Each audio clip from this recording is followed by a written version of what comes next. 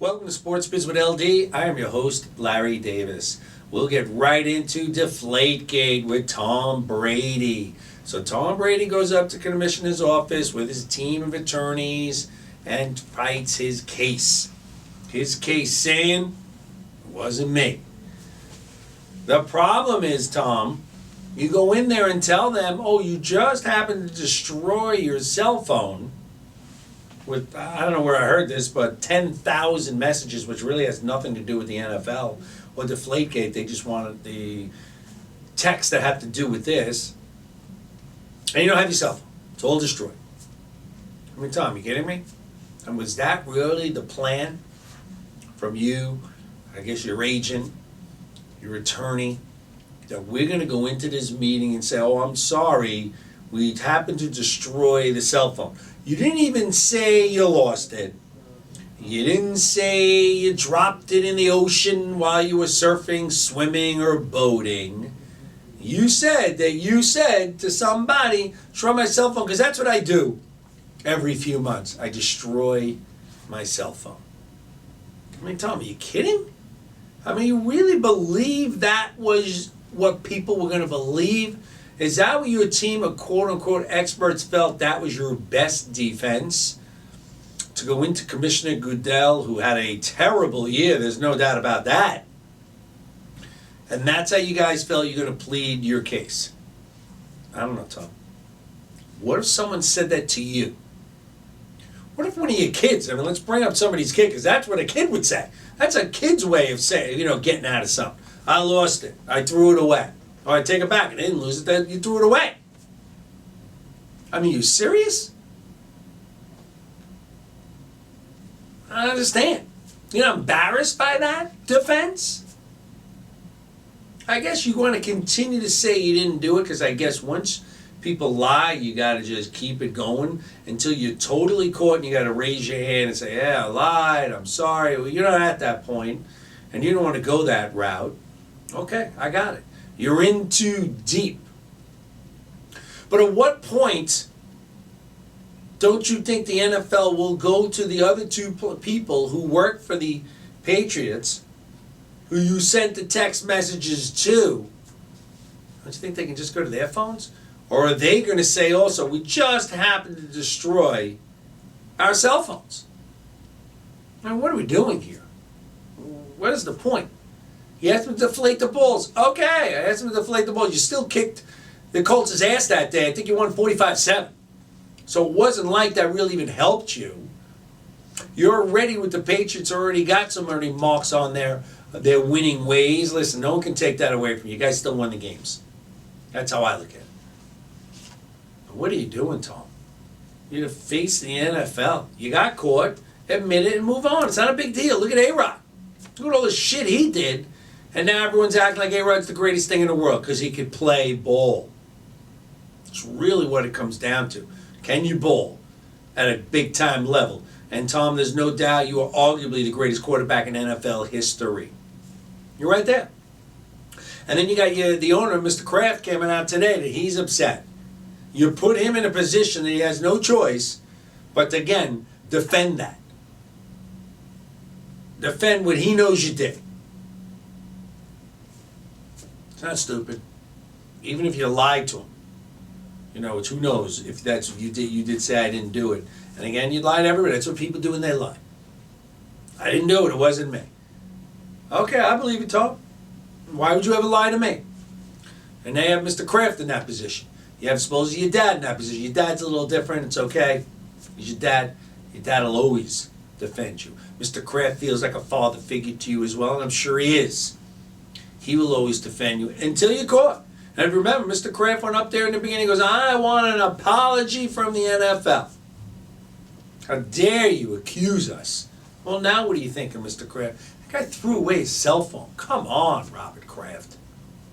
The only evidence that they had. And yeah, you're right. Maybe, he's like, I don't want to hand over my cell phone. It's none of their damn business. All the other things on his phone. He's 100% right. Absolutely. So if they say I want text from this person, this person, this person, this person, you give them those. And you probably would have been able to delete a few. Get away with that. I'm sure you could have maneuvered that. But you didn't. You're sitting here with a 4-game suspension. Now you're going to take it to court. And once you get to court, the interesting thing is the court system, because when you go to the federal court system, they're just looking at the process. The process on how they determined you were guilty. They don't even care if you're guilty or not. We will see if the NFL did it the way they are supposed to. There is so much on this topic. We're going to come back, Sports Biz with LD. We're going to break for this commercial. We're going to go back and finish up with Deflate-gate. Hello everyone, I'm Corinne Murphy-Caro, and I'm the founder of TheDailyBlue.com. The Daily Blue is all about spreading positive news about Long Islanders, and we want to hear from you. Tell us your stories. Our show hosts are waiting to hear from you. Sponsor an ad or advertise with us. Call us now, 631-761-9223. You know, let's get back to that as we come back from break. Sports Biz with LD. I'm your host, Larry Davis. I mean, he could have said that he left it somewhere, the cell phone, in a hotel, right? Then called the hotel later that night or the next day, said, oh, I left the phone in my hotel room. They would have went, of course, not found it, right? And he would have had on record that he lost it and left it in a hotel room, and they would have shown, yeah, he called it whatever time, and they couldn't find it was looked. Beautiful. I mean, Tom, your expert people couldn't come up with a better plan than to say you decided to throw it away. Like I said earlier, go back to the texts of the people that are involved in this, those equipment guys, and get their phones. But like I said, it's going to go down to the protocol, the process of the protocol. It's not about whether Tom did it. That's what they're doing, because if the courts decided to go against what these companies have as their rules and regulations, one, you'll never get to it. The courts will be so busy. And two, that's not what they're there for. Okay.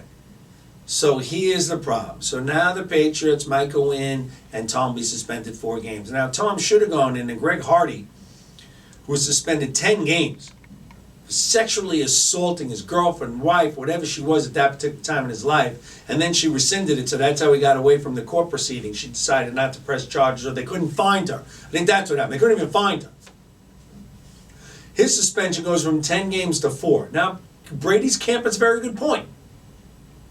Sexually assault somebody, he's got 4 games. What did Brady do? Yes, it's the integrity of the game. Yes, it's not right what he did, but that's the problem. If this guy's getting 4 games for sexually assaulting someone and beating someone up, you can't give him 4 games. I get that, even though he probably deserves 4 games for what he did. Because the integrity of the league, you don't mess with the balls. You can only play with your own balls. That's just the way it is in life, okay? You can't touch anyone else's balls, no matter what they are, footballs, baseballs, or your own.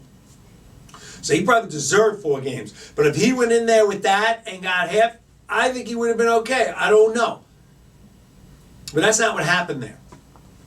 So the NFL training camp's opening this week. Tom Brady can participate in everything, but he cannot play. Will this hurt his endorsements? Absolutely not. Will it hurt him if his contract was up? Absolutely not. It will not hurt him in any way, in my opinion, except some people might be out there, they cheat and that's how he won Super Bowls. Listen, you don't win 4 Super Bowls by cheating in every one. They were the better team, better players, managed better, with arguably, like I said, the greatest quarterback in NFL history. There is so much more here that I'm sure we'll be talking about it again next week, and I brought it up, and I think on the website or on the Daily Blue website, I would hope it's on there. You could see when I was on Neil Cavuto a couple of months ago when it first broke.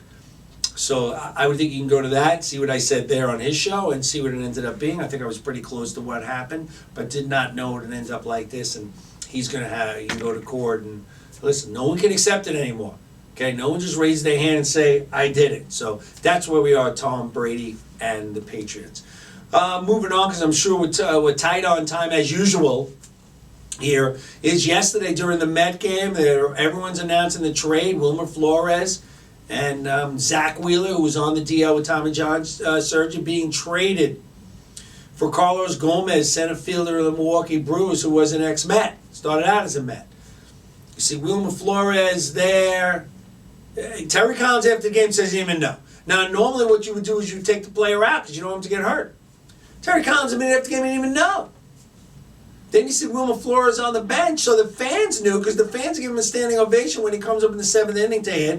You see Wilmer Flores crying, and I would use the line from Tom Hanks in the great women's baseball movie. Isn't there crying in baseball? I mean, he's crying because he got traded? Come on, it's a business, man. I mean, listen, I know you're going to say I have no heart. I get it. He could be a little upset. He's crying? Saying it is what it is. You got traded. You get fired. He's crying? Okay, so he's emotional. He's crying. They keep him in the game. Where's the communication in the Mets organization that your manager didn't even know to pull Wilmer Flores out? Then we find out that the Mets pulled out of the deal. It wasn't the Brewers that pulled out of it. The Mets pulled out of the deal because their doctor saw something wrong with Carlos Gomez's hip. What? Wasn't he ended up, even though you were making the deal, was it have to do with money? I mean, I understand when the Mets pulled out of there. You look at Alex Rodriguez, I don't know if anyone knows him. He had 2 surgically repaired hips. He's playing on 2 surgically repaired hips. The guy's got like 25 homers and 50 some odd ribbies this year at the age of 40. You worried about Carlos Gomez? I mean, I can't kill Sandy Alderson because it just seems to me he's made some very good moves, giving up nothing.